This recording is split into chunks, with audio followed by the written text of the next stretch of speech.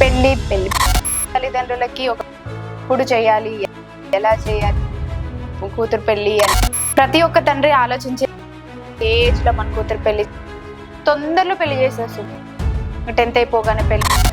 తండ్రి అయినా ఏ తల్లి అయినా పల్లెటూరా సిటీ అని కాదు, సిటీలో కూడా అమ్మాయి ఎలా ఉంది. ఒక తండ్రి తన బిడ్డకు తొందరగా పెళ్లి, ఆమె ఎడ్యుకేషన్ చేస్తుంది అనుకో, ఏదైనా జాబ్ వచ్చింది అనుకో ఆపుతాడు, అమ్మాయిని అడుగుతారు చదువుకుంటావా అని అడుగుతారు. నేను వీడిని ప్రేమిస్తున్నా, నేను వాడిని ప్రేమిస్తున్నా, గుండె వలిగిపోతే ఏం చెప్తాడు తండ్రి? అది వలగొట్టేది ఇది అత్తగారింటికాడ పోతుంది. కులపోళ్ళు నీ బిడ్డ బాగుంది, 13కో 14కో ఏజ్ అయింది, ఓ 4-5 ఏళ్ళు ఇంటికాడ ఉంచుకుంటారు. ఇంకా 18-19 చేయాల్సిందే. ఇలా మరి 15-16 ఏళ్ళకు పెళ్ళైన వాళ్ళు లేరా? ఏమైంది నీ బిడ్డకి ఇంకా పెళ్లి చేయవా? ఇప్పుడు పప్పన్నం పెడతా, ఆ తండ్రి పెళ్లి చేసేస్తాడు. 100% చేసుకుంటూ పోవాలి. పెళ్లి విషయంలో ప్రతి ఆడపిల్ల తల్లిదండ్రులకి ఒక కంగారు ఉంటూనే ఉంటుంది. ఎప్పుడు చేయాలి, ఎలా చేయాలి అని ప్రతిసారి తల్లిదండ్రులు ఆలోచిస్తూనే ఉంటారు, ఎలా చేయాలి మన కూతురు పెళ్లి అనేసి. ప్రతి ఒక్క తండ్రి ఆలోచించేది అదే అయ్యి ఉంటుంది. అంటే ఏ ఏజ్ లో మన కూతురు పెళ్లి చేయాలి, ఎప్పుడు చేయాలి, ఏంటి అనే కంగారు తన లోపల ఉండేనే ఉంటుంది. అలాంటి విషయాల కోసం, అంటే తనకి ఏ ఏజ్ లో పెళ్లి చేస్తే కరెక్ట్ అనే విషయం కోసం మనం ఇప్పుడు తెలుసుకుందాం. నమస్తే సార్. నమస్తే.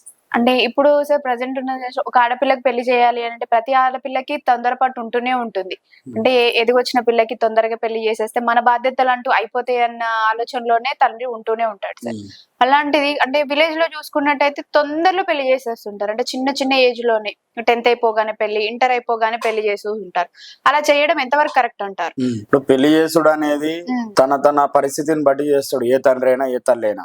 పల్లెటూరా సిటీ అని కాదు. ఇలా సిటీలో తొందరగా చేసేటోళ్ళు ఉన్నారు, పల్లెటూరులో తొందరగా చేసేటోళ్ళు ఉన్నారు, పల్లెటూరులో కూడా లేట్ చేసేటోళ్ళు ఉన్నారు, సిటీలో కూడా లేట్ చేసేటోళ్ళు ఉన్నారు.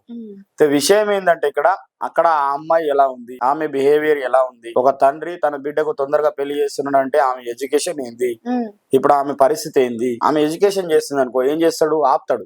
ఏదైనా జాబ్ వచ్చింది అనుకో ఆపుతాడు. ఇంకా పై పొజిషన్ లో పోవాల్సి వస్తుంది అని చెప్పేసి పరిస్థితులను బట్టి తన పరిస్థితులను బట్టి, తన యొక్క ఆర్థిక పరిస్థితిని బట్టి కూడా ఆ తండ్రి ఆలోచిస్తాడు. చాలా మంది తల్లిదండ్రులు ఏం చేస్తారంటే 10th ఇంటర్ అయిపోగానే అమ్మాయిని అడుగుతారు, అమ్మాయి ఏం సంగతిని చదువుకుంటావా అని అడుగుతారు.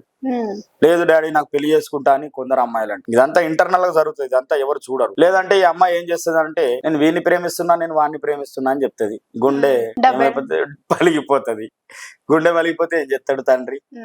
ఇది వలగొట్టుకునే బాధ, అది వలగొట్టేది లేదు. మనమే దీనికి ఒక్కటి చేతిలో పెట్టేస్తే ఇది అత్తగారింటికాడ పోతుంది అని చెప్పేసి ఆ తండ్రి ఆలోచన చేసి పెళ్లి తొందరగా చేస్తాడు. తొందరగా అయిందంటే కారణాలు ఇవన్నీ ఉంటాయమ్మా. ఒకదానికి ఒకటి లింక్ అయి ఉంటది తప్ప ఉత్తగానే ఏ తండ్రి దీన్ని తొందరగా పంపించాలని ఆలోచన చేయడు. చేస్తున్నాడు అని అంటే అక్కడ ఏదో ఒక విషయం అనేది ఉంటుంది. కొంతమంది ఆర్థిక పరిస్థితుల వల్ల కూడా తొందరగా చేసేస్తారు. లేదంటే తన ఇంట్లో ఆరోగ్య సమస్యలు కావచ్చు, లేకుంటే వాళ్ళ అక్క కొడుకున్నాడు అనుకో, లేకపోతే ఊళ్ళో దోస్తులు అరే కులపోళ్ళు నీ బిడ్డ బాగుంది మాకు ఇయ్యు అంటాడు.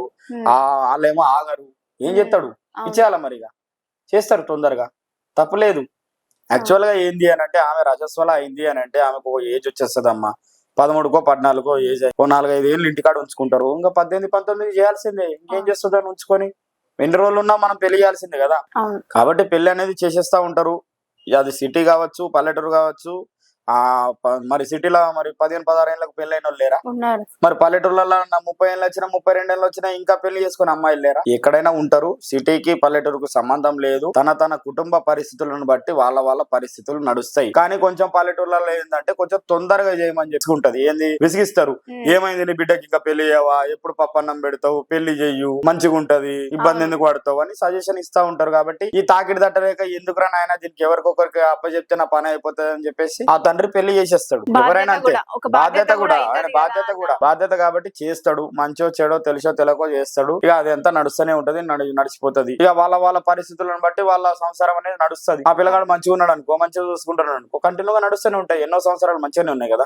ఇబ్బంది ఏముంది? పెళ్లికి వయసుతోని సంబంధం లేదు అని అడిగితే ఎప్పుడైనా వాళ్ళ రజస్వల అయిందంటే ఎప్పుడైనా పెళ్లి చేయొచ్చు. 100% చేసుకుంటూ పోవాల్సిందే. కుటుంబ వ్యవస్థ అనేది బాగుండాలంటే పెళ్లిళ్ళు జరగాల్సిందే. అది కాపాడగలిగే మేము ఉన్నాము, అది మేము కొంతమంది కాపాడతాం. కొంచెం మెచ్యూరిటీ వచ్చిన తర్వాత చేస్తే ఇంకా బెటర్ అండి. కొంతమందికి తెలిసి తెలియక బై ఏజ్ లో చేసి అమ్మ కూడా మన అమ్మమ్మలు నాయనమ్మలు ఇప్పుడు పెళ్లి చేసుకున్నారు, బొమ్మల పెళ్లి చేసుకున్నారు, ఉమ్, వాళ్ళ సంసారాలు చేయలే, వాళ్ళు బతకలే. ఏదో వాళ్ళ హెల్త్ అంటే వాళ్ళ పర్సనల్ గా వాళ్ళ విటమిన్స్ లోపమో లేకపోతే వాళ్ళ బాడీ సహకరించకనో వాళ్ళ సరిగ్గా లేకపోతే ఎవరేం చేస్తారమ్మా. పాతకాలం నుంచి ఆనాటి కాలం నుంచి కూడా పెళ్లిళ్ళు అయినాయి, చేసుకుని ఉన్నారు, చిన్నతనంలో చేసుకున్నారు, ఇప్పటికి కూడా గట్టిగా ఉన్నారు ముసలోళ్ళు లేరా. అవును.